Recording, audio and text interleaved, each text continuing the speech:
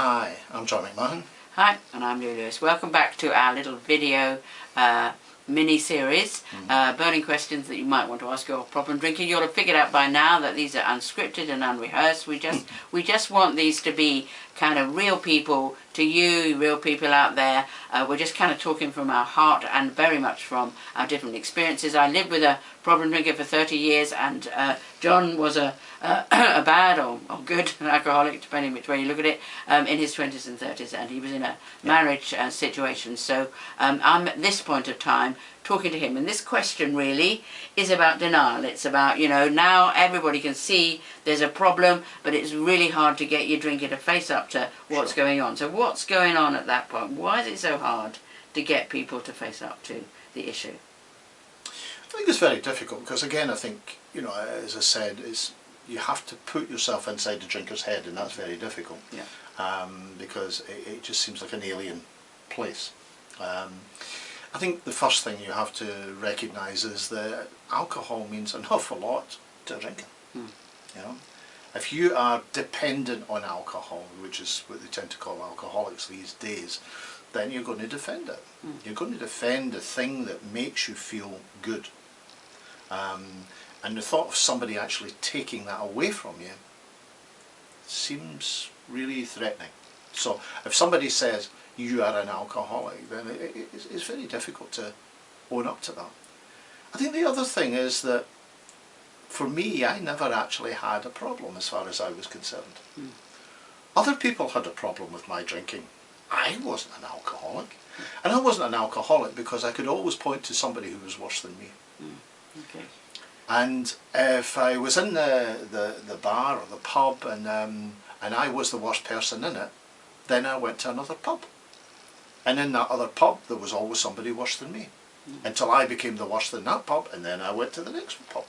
You know, I remember a psychiatrist saying to me, you know, nobody was born on a park bench. Well, it's not entirely true, but what he was talking about was the homeless people. They didn't start there. And that was what it was like for me. A slow, you know, at the end, quite rapid sort of deterioration, where I would go and look for places where I could hide in the crowd.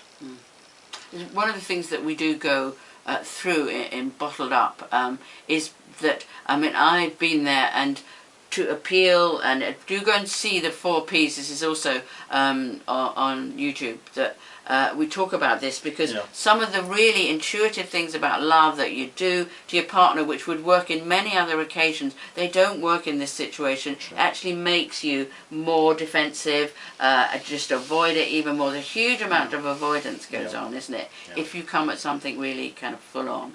Exactly. I mean, if I switch away from the alcoholic mode and into psychologist mode, then there is a thing called reactance.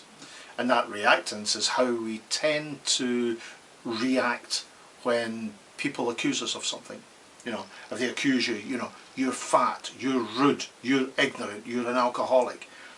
The first words that tend to come out your mouth is, oh no, I'm not.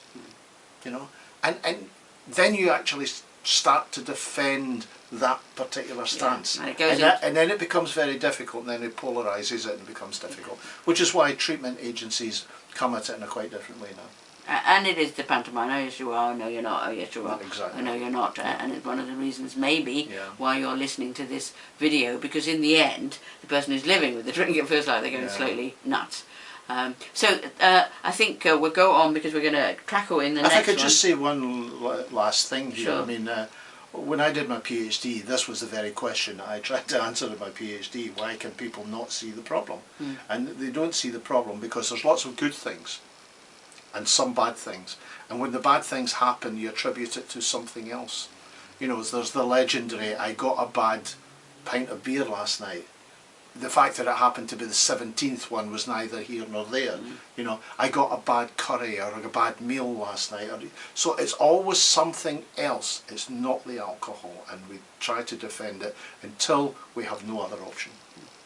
Okay, well thank you very much. So the fourth then in this series, although as we've said we may add some more questions if you give them to us, is there anything I can do to stop my partner drinking? Now at the moment we're doing he, she. Obviously it can be she, he, it can be children, it can be parents, Many people struggle with problem drinking. It's just at this precise moment of time, because I'm a female and he's a male, we're doing it. But obviously the issues are exactly the same. So do come and join us again. Thank you for listening, and we'll talk to you soon. Bye. Bye.